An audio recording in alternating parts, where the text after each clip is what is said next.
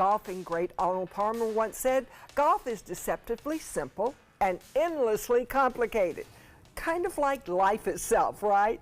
Author Michael Zinjan sees the parallels very often when he plays golf and when he lives his life. And he combined them in his new book, Zilosophy of Golf. Michael, that's a great idea, I think. Yes. Now, you used to live in Sarasota and you wrote this book here. Yeah, well, I have a brother and a sister and their families that live here, so I've spent a lot of time here over the years. And last year I was here helping my sister open a business, and I finally wrote this book that I've been thinking about for a few years. How did you see the similarities between golf and life? Yeah, well, there are so many. As I've traveled around and talked to golfers, they all tell me there's so many parallels, and this is a book they've been waiting for. But to me, the most important one is the one you just touched on. They're both very difficult games. But they're also very fun when you overcome those challenges and you get to that point.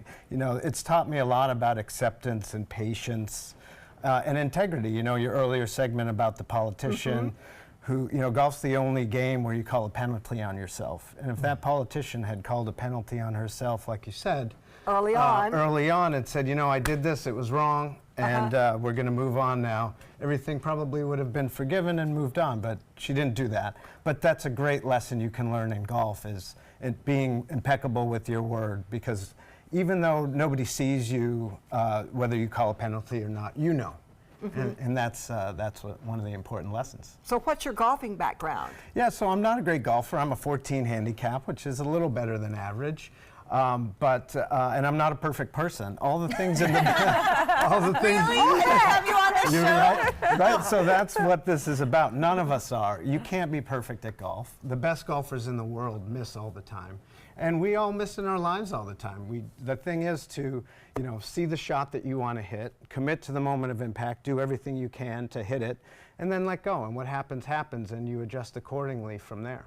That's a good lesson. That's hard to go with. Do your best and then let it go and don't worry about the results. Yeah, you have to release the attachment to outcome. And that's a difficult thing in life. We think that we have to be so proactive and we end up forcing things. And when you force things, you sort of squeeze the joy out of it, and you might actually prevent the outcome that you were looking for by trying to force it.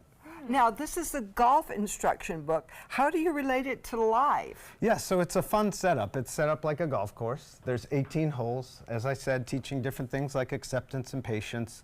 So we explore those topics, tell some funny stories, and at the end of the chapter, you get to score yourself to par as to how you're doing in your life or in your golf game.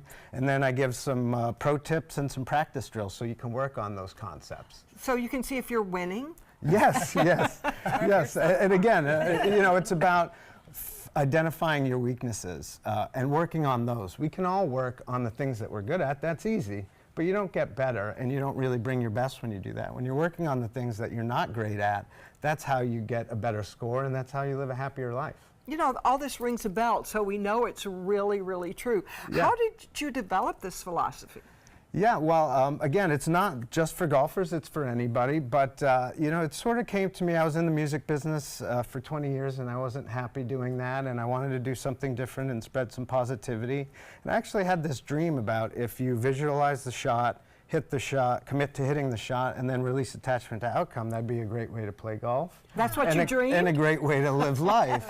And I thought, wow, I could actually turn that into a book. Dream. My dreams are not that. Yeah, no, that was one of the more special dreams I've had, I'll say. And he was dreaming about golf. You've just found a creative way to play golf for a living without having to be good enough to play golf for a living. That's also correct. I also thought, how can I create a career that I'd really love, which is travel, play golf, and talk to people about things that make them better and help people just get some perspective, which is something I've always been good at, and now I'm making a career out of it. It's easier to talk about something like golf and then make the parallel, because when you start to talk about life, you know, all those things in life start to weigh on you. Yeah, and it's a very light book. It's not heavy philosophy. It's meant to be super digestible, and also the first in a series. So. Oh, I want to read this. It makes perfect sense. Yes. And you've got to meet Michael. You can meet him at a book signing at Bookstore 1 in downtown Sarasota on Wednesday, August 15th at 4 p.m.